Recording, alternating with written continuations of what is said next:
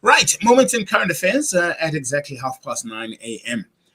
Suspended public protector Busisiwe Mkhwebane's legal team said Friday effectively marked the end of the road for it, as her office had indicated on March 1st it would no longer pay her legal fees after the 31st of March.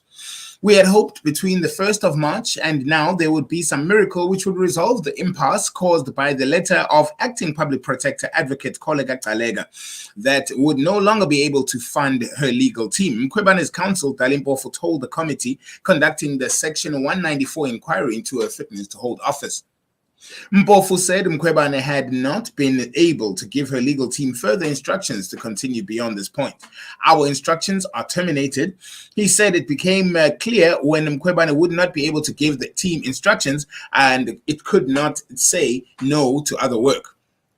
However, committee chairperson Kobudile Dyanti said that he hoped a solution to the funding problem would be found at the weekend. We are going to leave this meeting a public protector with the understanding and in light of what I indicated that there has to be urgent mitigating measures to deal with the risk that you have. We will be here on Monday, Tuesday, Wednesday and Thursday to conclude the part of your legal team and thereafter get evidence leaders and the members, Dyanti said.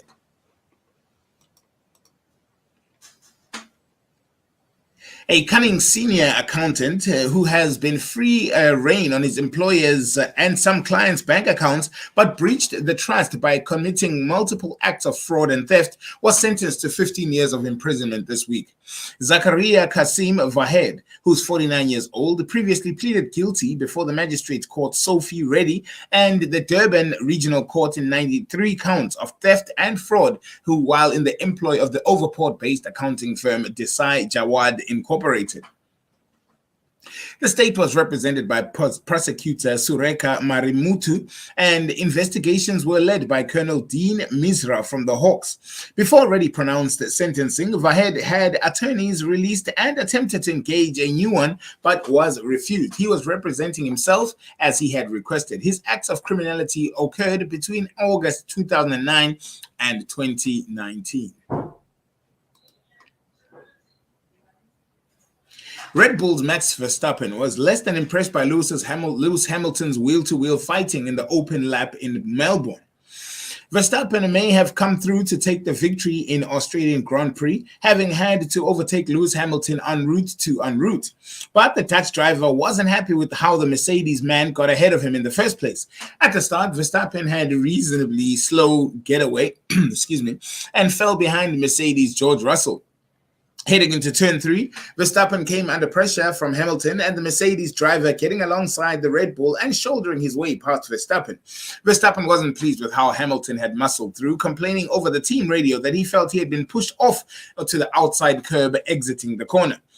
Speaking after claiming victory, the two-time world champion explained his mindset at the start of the race. We had a very poor start, he said. Lap 1 was careful because I had a lot to lose and they had a lot to win, After that, I think the pace of the car was quick. You could see the straightaways. We were there and waiting for DRS to open up and to have a chance to pass. But these red flags, I don't know about.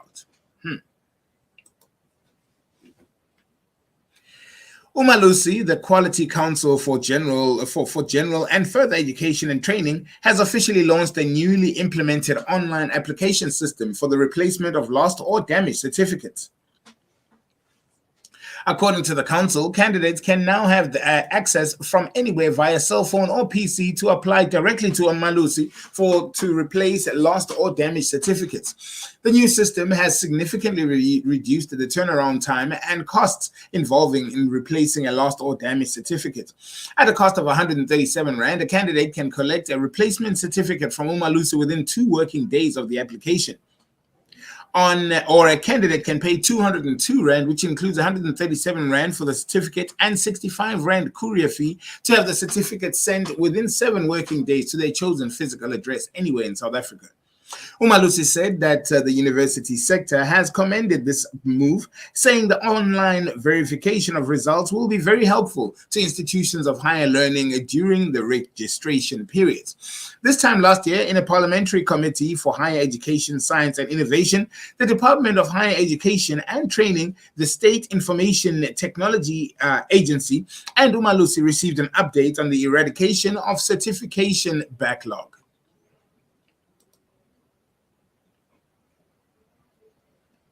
Here's what you need to know to start your day about our daily briefing compiled by Khushbu Sachiva.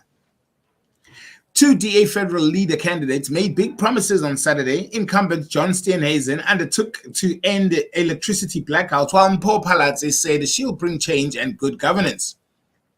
Top ANC leaders are on a visit to Russia to strengthen bilateral relations with the governing party in that country.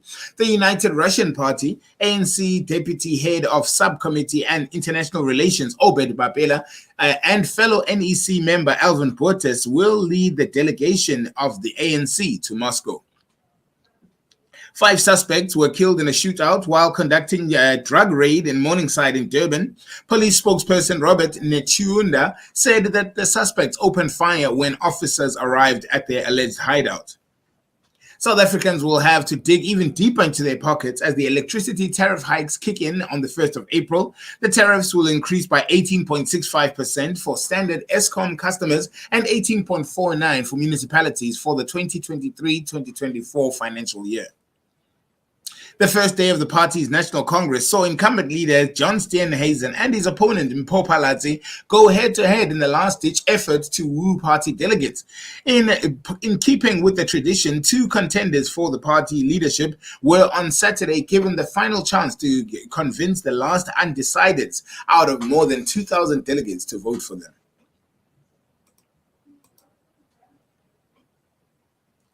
Deputy President Paul Mashatile was invited to the Masjid Quds Institute to witness the breaking of the fast of Ramadan at the Gatesville Mosque in Cape Town. The historic Masjidul Quds Mosque in Gatesville is one of the biggest in South Africa. Every year, the mosque hosts a unique interfaith iftar to promote the idea of unity and diversity among influential Africans. Mashatile highlighted the value of the conversations to address the main problem common to South Africa. He said, "We must dialogue about such wide-ranging issues and topics that may include the following: jobs and job creation, dealing with crime, kidnapping, extortion, vandalism, and infrastructure.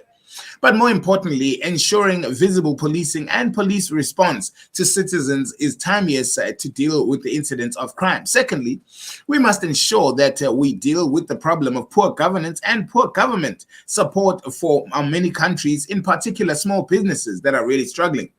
Thirdly, there's a great challenge of housing in many of our areas. We can see the persistent problems of the backyard dwelling in many of our communities, poor public transport, and of course, in many of our provinces, including here in the Western Cape, we have been involved in the struggle, and I want us to continue the proud tradition of a struggle for liberation."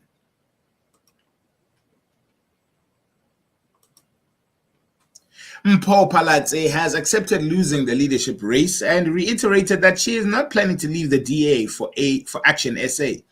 In what insiders call the biggest win ever recorded by a federal leader, John Steenhuisen has won the DA leadership position, and Dr. Mpho Phalatse has accepted her loss, saying the party missed out on her ahead of the 2024 general elections.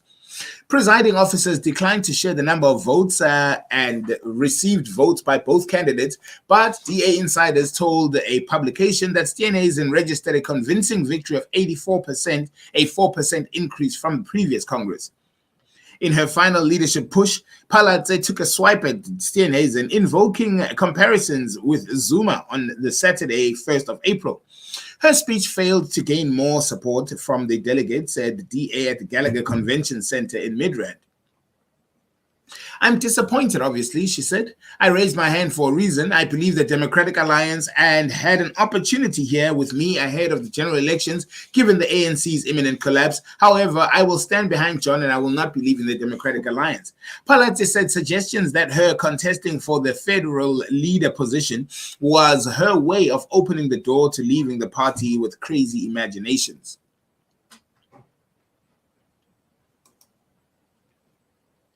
Despite the vitriol leveled against Eskom and its staff by the South African public, there are numerous employees who are passionate about turning around the parastatal and making profound impact on the nation's benefit. Tshepiso Temo started working at Eskom in 2004, right after studying mechanical engineering, where Eskom was still in our good graces and was one of the companies engineers aspired to work for.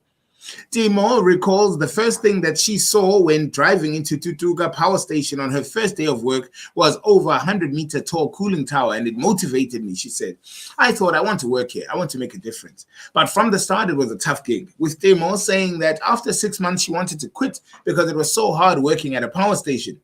And over 18 years later, after working her way up from an engineering technician to a maintenance and outages manager, technical plant manager, and now general manager of the Grootfontein power station, it hasn't gotten any easier in facing a worsening energy crisis and a fall of Eskom's reputation. An Eskom employee walking from Grootfontein said that addressing over 350 employees at the Grootfontein power station on Tuesday, one of his visits, all Eskom power plants, Minister of Electricity, Kgosienko Ramokgopa, over a period of time as a result of ineptitude, bad decisions, and investments issued around corruption. No one looks up to Eskom, which was met with murmurs of agreement along the line. And finally, Thabo Bester skipped the country to Zimbabwe to lay low after escaping from the Mangaung maximum security prison, where he allegedly paid 5 million rand to at least 9 prison warders who helped him escape. Bester and his Zimbabwean smugglers were also involved in a gunfight with soldiers guarding the Beitbridge border, where they forced to ditch their car and run on foot. One of the smugglers was injured during the shooting. The car was impounded and remained at the border for months. The Sunday Independent made the Department of Corrections Services aware that Bester has faked his death to escape from the Mangaung Maximum Security Prison in Bloemfontein with the help of officials in a list of officials' questions sent to the department in May last year. The questions were sent to the department on the 20th of May last year, where they asked the Department of Correctional Services whether it was aware that Bester's death was staged or to cover up for his well-orchestrated escape from prison. And the department spokesperson, Singabako Nxumalo, officially responded on the 21st of May last year,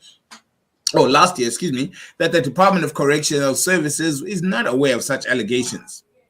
We also asked the department whether the DNA testing was conducted on a severely burnt body that was found in Bester's cell, and Nxumalo said the matter is still under investigation. 4 whistleblowers, 3 Mangaung prison officials, and one of Bester's former business associates who asked not to be named had shared information around Bester's daring escape from prison with the Sunday Independent. The information about Bester's escape was also shared in detail with the senior correctional services officials during the meeting in Johannesburg, and also May last year, who saw our questions and wanted to lobby for an internal inquiry about the matter. Bester staged his escape from prison after he burned to death, in obviously inverted commas, on the 3rd of May last year. In an earlier story published, it reported that the DCS this week failed to explain how the notorious Facebook rapist mysteriously set himself alight, burned to ashes while he was locked in a solitary cell in Mangaung Correctional Facility, one of 2 private prisons in South Africa. And that comes to the end of our moment in current affairs. Do stick around and don't touch that dial. This is Keith Ngesi Radio, radio according to you.